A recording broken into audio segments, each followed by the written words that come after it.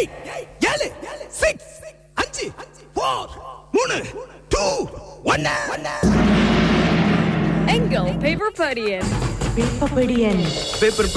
எங்கட பேப்பர் படியன் வரா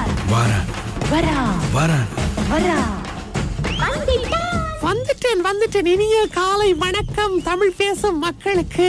வணக்கம் அண்ணா, எப்படி இருக்கிறீங்க? என்ன குரல்ல கொஞ்சம் சரக்கம்? நான் இன்னைக்கு வேற ஆள், நான் நவா இல்ல, நான் நவாண்ட தம்பி பாவா போய்க்கு ஒரு பேரை சொல்றேன்.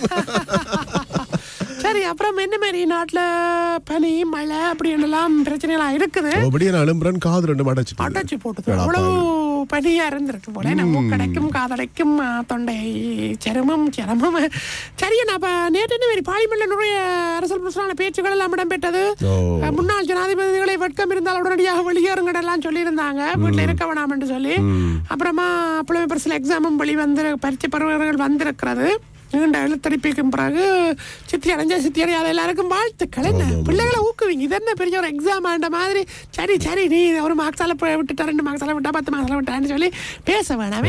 பேசுறது மட்டுமே இல்ல, நிறைய பரீட்சைகள் இன்னும் இருக்குது. இவர்கள் இந்த 5ஆம் ஆண்டு புலமை பரிசில் பரீட்சையிலேயே பிள்ளைகளை இனியிலன்னு துன்புறுத்தி, அதுவும் பாஸ் ஆனாலும் கூட ஏன் இவ்வளவு மார்க்ஸால பாஸ் ஆகல அப்படியான பெற்றோர்களும் இருக்கிறாங்க என்று அந்த பிள்ளைகளோட மனநிலையே பாதிக்க வைத்திருக்கிறார்கள். தயவு செய்து அந்த வேலைகளை செய்ய வேண்டாம். சரி, பத்திரிகைகளை படிப்போம். இன்றைக்கு வீரகேசரி பத்திரிகையின் பிரதான தலைப்புச் செய்தியாக வெட்கம் இருந்தால் வெளியேறுங்கள், மகிந்த சந்திரிகா மைத்திரிக்கு அமைச்சர் நலிந்த தெரிவித்திருக்கிறார். முன்னாள் ஜனாதிபதிகளான மஹிந்த ராஜபக்ச, சந்திரிகா பண்டாரநாயக்க மற்றும் மைத்திரிபால சிறிசேனா ஆகியோருக்கு அரசு இல்லங்களை விட்டு வெளியேறுமாறு பிரத்யேகமாக கூற தேவையில்லையா. வெட்கம் இருக்குமானால் அவங்க வெளியேறலாம், எனவே வெளியேறுங்கள் அப்படின்னு சொல்லி செய்தி இன்றைக்கு பிரதான தலைப்பியா வந்து கிடக்குது. மற்றது அனுர பிரியதர்சன இருக்கிறார் தானே, அவர் பேர் யார் கைது செய்தாங்க தானே, முன்னாள் அனுர பிரியதர்சன, முன்னாள் அமைச்சர் 4 பிணையில விடுதலை செய்திருக்கிறாங்க. விடுதலை செஞ்ச பிறகு அவர் சொல்லி இருக்கிறார், என் மீது அரசியல் பழிவாங்கல் அதிகாரத்தை கவனமாக கையாளுங்கள். பிணையில் விடுதலையான அனுர பிரியதர்சன ஜாப்பா சொல்லி இருக்கிறார்.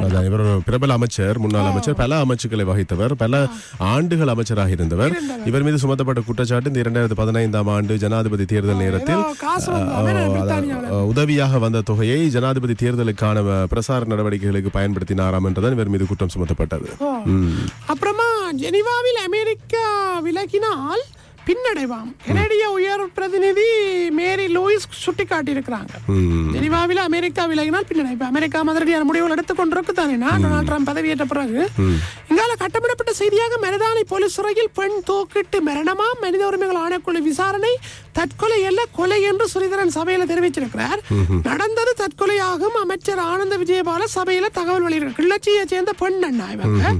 எனவே 32 வயது பெண், இவங்க வவுனியாவில் வசித்து வருகிறார். இப்ப தூக்கிட்டு தற்கொலை செய்து கொண்டதாக கூறப்படுகிறதா. இந்த சம்பவம் தொடர்பில் கொழும்பு மாவட்ட பிரதி போலீஸ் அதிபர் அவர்களை சிறப்பு விசாரணைகள் இடம்பெற்று வருவதாகவும் சொல்லப்பட்டிருக்கு. எனவே ஸ்ரீதரன் அண்ணா சொல்லியிருக்கிறார், இது தற்கொலை அல்ல, இது தற்கொலை அல்ல, கொலை என்று அவர் சொல்லி இருக்கிறார்.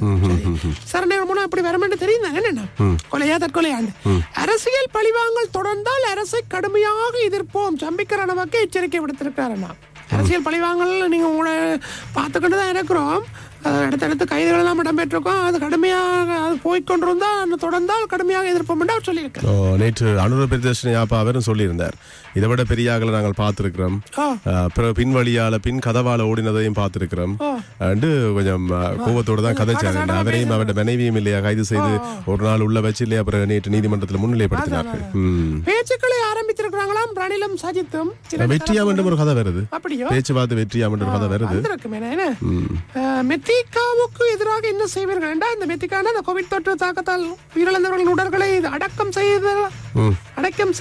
செய்தால் நீரூடாக வைரஸ் தொற்று பரவும் என்று குறிப்பிட்டு முஸ்லிம் சமூகத்தின் மீது வைராக்கியத்துடன் செயற்பட்டு வந்த இந்த சம்பவம் இப்ப சபையில ஹக்கீமையா கேள்வி கேட்டிருக்கிறார். பின்வாங்க மாட்டோம் என நலிந்த பதில் சொல்லி இருக்கிறார். கோவிட் மரணங்களின் போது ஏற்பட்ட அந்த அடக்குமுறை, தகன எரிப்பு முறை அப்ப அதனால் தாங்க பின்வாங்க மாட்டோம் என்றும் சொல்லி இருக்கிறாங்க அரசாங்கத்திலிருந்து. புலமை பரிசில் பரீட்சை பருவங்கள் வெளியாகின்ற செய்தியும் வந்து கிடக்குது. இந்தியாவில் இவர் அர்க்கினாம்பிட செய்தியும் வந்து கிடக்குது. அரசாங்கத்துக்கு மனதால் வழங்கிய ஆதரவை இன்றுடன் நீக்குகிறேன். கொலகார அரசாங்கம் அர்ஜுனாம்பி சபையில் குற்றச்சாட்டு. நேற்றிலிருந்து தான் எதிரானவர் ஆதரவு விலகி கொள்றேன்னு சொன்னார். நான் டக்கண்டு பேசிட்டு இருக்கும்போது அந்த அண்ணாமலை படத்துல ரஜினிகாந்த் பேசின மாதிரி இந்த நாள் என்று சொல்லிடுவாரோ தெரியல. ஆனா அப்படி சொல்ல இல்ல. ஆனா அவர் சொன்னார் தன்னை புலி என்றாங்களாம், புலி என்ற சுட்டு தள்ளுங்கள் என்றெல்லாம் சொன்னார். கைது செய்யுங்கள் பிடிகள் பேசியிருந்ததே காணக்கூடியதான் இருந்தது. அதுக்கப்புறம் பதிலுக்கு எல்லாம் எழுப்பி மற்ற அரசாங்க தரப்பிலிருந்தும் அவர் கதைச்சதுக்கு அமைதியாக பதில் சொல்லியிருந்தார் இவர் சபை முதல்வர். அதையும் பார்த்துனாங்க, வீடியோக்குள்ள பார்த்துனாங்க, காணொலியில பார்த்துனாங்க. இவர் ஆக்ரோஷமா சொன்னார், அவர் சும்மா எழுப்பி சிம்பிளா அமைதியாருண்டு வாங்க அப்படி இப்படின்னு சொன்னார், விஷயங்களை சொன்னார் அவர். அஜித் கப்ராலுக்கு எதிராக வழக்கு ஒத்திவைப்பு என்கிற செய்தியும் வந்து கிடக்கிறது. 16 கிலோ வயசுடன் சந்தேக நபர் கைதாம். ரோஹிங்கியா அகதிகளை திருப்பி அனுப்புவதாக நாம் கூறவில்லை, அமைச்சர் ஆனந்த விஜயபால சபையில தெரிவிச்சிருக்கிறார். உலகம் இன்றைக்கு வீரகேசரி பத்திரிகை முற்பக்க செய்திகள், தினக்குரல் பத்திரிகை எடுத்து படிக்கிறேன். பிரதான தலைப்புச் செய்தியாக இனியாவது வீடுகளை விட்டு வெளியேறுங்கள். முன்னாள் ஜனாதிபதிகளை, உங்களுக்கு வெட்கம் இல்லையா? அவர்களுக்கும் இல்லை, அவர்களின் பிள்ளைகளும் இல்லை. அவர்களுக்கும் இல்லை, அவர்களின் பிள்ளைகளுக்கும் இல்லையா? சுகாதாரத்துறை அமைச்சர் நலிந்த கடன் தாக்குதல் வெக்கம் அவங்களுக்கும் இல்லையா, பிள்ளைகளுக்கும் இல்லையா? இதெல்லாம் விடுவோமே நாங்கள். இந்த தேங்காய் கதை நேற்று ஒருவர் சொன்னார், அது பெரிய அளவில் பேசப்படுற விஷயமா மாறினது. ஒரு பிரதி அமைச்சர் கதை அது. இந்த அரசாங்கத்தின் பிரதி அமைச்சர் தான். அதாவது என்ன சொல்றாருண்டா, இந்த தேங்காய் விலை போல சொல்லுங்க, ஒரு தேங்காய் 200 ரூபா தாண்டி விற்கிறாங்க, 300 ரூபா வர மாட்டேன் நீங்களும் தேங்காய்க்கு தட்டுப்பாடு இருக்காம அப்படி இப்படின்னு சொல்லப்படுற நிலைமையில அவர்கிட்ட கேள்விக்கு அவர் பதில் சொல்றார், இந்த பாலுக்காகவும் சம்பளுக்காகவும் தேங்காயை வீணடிக்கிறாங்களாம். நானும் சமூக வலைத்தளங்களை பார்த்தேன். அப்ப எதுக்காக தேங்காய் பயன்படுத்துறீங்க? சொல்லுங்க, எதுக்காக நீங்க சொல்லுங்க. தேங்காய பாலுக்காக புளியறதுக்காக துருவி அதை வீணடிக்கிறாங்களாம். அதே மாதிரி சம்பளுக்காக பயன்படுத்துறது. நானும் யோசிக்கிறேன், தேங்காய நீ வேற தேவைகளும் இருக்குத்தான், நான் அடிப்படையான தேவை தானே சமைக்கிறது சொல்லியிருக்கேன். இது கொலைக்கார அரசாங்கம், இந்த அரசுக்கு இனி ஆதரவில்லை என்று அர்ஜுனாம்பிய செய்தியும் வந்து கிடக்கண்ணா. இது கொலைகார அரசாங்கம். 2024ஆம் ஆண்டில் இலங்கை வங்கியினுடைய லாபம் 10,000 கோடி ரூபாய் என்கிற செய்தியும் வந்து கிடக்கிறது. அரசியல் நோக்கத்திற்காக எரிக்கப்பட்ட 13,183 உடல்கள் சுகாதார அமைச்சர் நலிந்த ஜெயதிச சொன்ன செய்தியும் வந்திருக்கிறது. மகிந்தை வீட்டை விட்டு வெளியேறுவார் கேள்விக்குடன் செய்தி வந்திருக்கிறது. அரசியல் ஆலைகளில் ராணுவம் களமிறங்கும், அரசியல் பழிவாங்கல்கள் ஆரம்பம் என்ற செய்தியும் வந்திருக்கிறது. பாராளுமன்ற உறுப்பினர்களுக்கு 450 ரூபாய் உணவு இப்போது 2000 ரூபாவாகிறதா? அதான் இந்த 450 ரூபான்றது அது வந்து ஸ்டார் ஹோட்டல் லெவலான சாப்பாடு. அதைத்தான் 450 ரூபாய்க்கு சாப்பிட்டுட்டு இருந்தாங்க. அதாவது பெரிய விலை கொடுத்து சாப்பிட வேண்டிய காசை சின்ன விலை கொடுத்து சாப்பிட்டுட்டு இருந்தாங்க. அதைத்தான் இப்ப தரம் உயர்த்தி இருக்காங்க.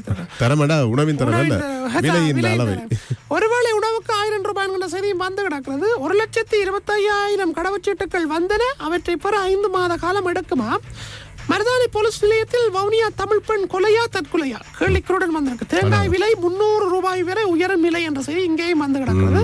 புலமை பரிசல் பரீட்சை வெட்டு புள்ளிகளும் வெளியாகின. இவையளவும் இன்றைக்கு தினக்குரல் பத்திரிகை முற்பக்க செய்திகள். அப்ப நான் போட்டு வரேனா? சரி, நன்றி. இனி திங்கட்கிழமை சந்திப்போம். பாய், டாடா. பேப்பர் படியம் போலாம்.